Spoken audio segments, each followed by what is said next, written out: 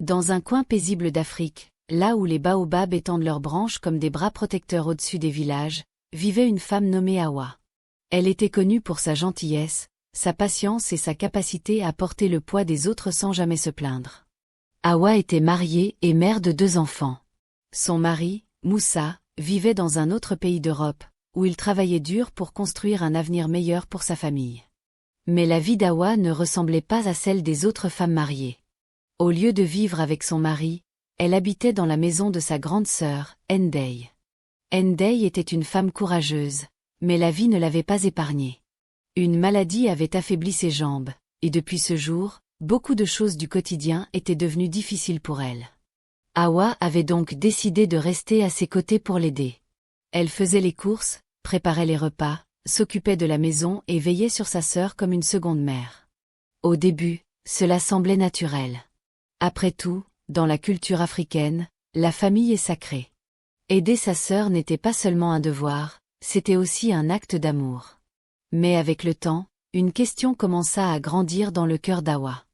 Une question qu'elle n'osait presque pas prononcer. Devait-elle continuer à vivre auprès de sa sœur, ou devait-elle rejoindre son mari pour reconstruire sa propre maison? Chaque fois qu'elle pensait à partir, les voix de la famille surgissaient autour d'elle comme un cœur invisible. Certains disaient que si elle partait, sa sœur resterait seule. D'autres affirmaient que dans une famille, on ne quitte pas quelqu'un qui a besoin de nous. Ces paroles, répétées encore et encore, faisaient naître en Hawa une profonde culpabilité. Alors elle repoussait toujours son départ. Pendant ce temps, quelque part dans une autre ville européenne, Moussa menait une vie solitaire. Il travaillait du matin au soir, entouré de collègues et de bruit, mais son cœur restait silencieux. Chaque soir, lorsqu'il rentrait chez lui, il regardait les photos de sa femme et de ses enfants. La maison était propre. La table était rangée. Mais quelque chose manquait. Car une maison sans famille n'est qu'un endroit où dormir. Les rares moments où Hawa et Moussa se retrouvaient étaient remplis de joie. Ils riaient, parlaient longtemps et essayaient de rattraper le temps perdu. Mais ces moments étaient toujours trop courts. Très vite, chacun devait retourner à sa vie séparée. Hawa sentait que cette distance commençait à peser sur son mariage. Elle aimait profondément son mari, mais elle se sentait prisonnière d'un choix impossible. Un soir, après une longue journée, elle sortit marcher pour calmer son esprit. Le soleil disparaissait lentement derrière les arbres et le ciel prenait une couleur orange douce. Ses pas la conduisirent jusqu'à un vieux baobab que les habitants du quartier considéraient comme un symbole de sagesse. Beaucoup disaient que cet arbre avait vu passer plusieurs générations et qu'il semblait écouter les préoccupations des hommes. Hawa s'assit à son pied et laissa ses pensées couler librement. C'est alors qu'une vieille femme s'approcha lentement. Son visage portait les traces du temps, mais ses yeux brillaient d'une intelligence tranquille. Les gens l'appelaient Maman Kumba. Elle regarda Hawa quelques instants avant de s'asseoir près d'elle. Sans poser beaucoup de questions, la vieille femme comprit que quelque chose troublait profondément le cœur de la jeune mère. Hawa finit par raconter toute son histoire. Elle parla de sa sœur malade, de la pression de la famille, de la distance avec son mari et du sentiment de trahison qui l'envahissait chaque fois qu'elle imaginait partir. Quand elle eut terminé, le silence s'installa un moment. Le vent faisait doucement bouger les feuilles du baobab au-dessus de leur tête. Maman Kumba prit alors une poignée de sable dans sa main. Elle serra les doigts très fort, mais le sable commença à s'échapper entre eux. Elle ouvrit la main et dit calmement que la vie ressemble parfois à ce sable. Quand on essaie de tout retenir en même temps, on finit par tout perdre. Elle expliqua à Hawa qu'aider sa sœur était un acte noble et honorable.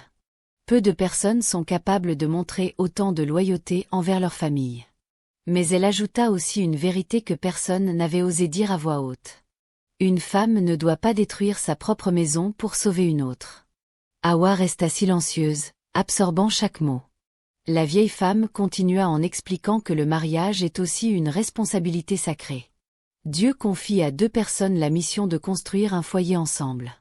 S'éloigner trop longtemps de ce foyer peut finir par fragiliser ce lien. Elle rappela aussi à Hawa qu'une famille véritable ne doit jamais placer quelqu'un dans un choix impossible. Ces paroles firent naître une lumière nouvelle dans l'esprit d'Hawa. Pour la première fois depuis longtemps, elle comprenait que vouloir rejoindre son mari ne faisait pas d'elle une mauvaise sœur. Cela faisait simplement d'elle une femme qui voulait protéger son propre foyer. Le lendemain, Hawa rassembla son courage et parla à sa famille. Elle expliqua calmement ce qu'elle ressentait depuis longtemps. Elle dit qu'elle aimait sa sœur et qu'elle continuerait toujours à l'aider, mais qu'elle ne pouvait plus ignorer sa propre famille et son mariage. Au début, certains furent surpris. D'autres restèrent silencieux. Mais peu à peu, les choses commencèrent à changer. D'autres membres de la famille décidèrent de se relayer pour aider Ndei. Certains voisins proposèrent également leur soutien. Hawa comprit alors une chose importante. Parfois, lorsqu'une seule personne porte tout le poids d'une situation, les autres oublient simplement qu'ils peuvent aussi aider. Quelques semaines plus tard, Hawa fit ses valises et partit rejoindre Moussa. Quand elle franchit la porte de leur maison, ses enfants coururent vers elle avec une joie immense. Moussa resta un instant immobile, les yeux remplis d'émotion. Dans ce moment silencieux, ils comprirent tous les deux que leur foyer avait enfin retrouvé son équilibre. Hawa continua de soutenir sa sœur à distance, par des appels, des visites et l'aide de la famille. Mais elle avait aussi retrouvé sa place auprès de son mari et de ses enfants. Et avec le temps, elle réalisa que l'amour ne consiste pas à se sacrifier jusqu'à disparaître. Le véritable amour consiste à trouver l'équilibre entre aider les autres et préserver ce que Dieu nous a confié. Depuis ce jour, ceux qui connaissent cette histoire aiment rappeler une sagesse simple. Une femme peut porter beaucoup de responsabilités dans sa vie. Mais elle ne doit jamais oublier que son foyer est aussi une mission sacrée. Car aider les autres est une grande vertu.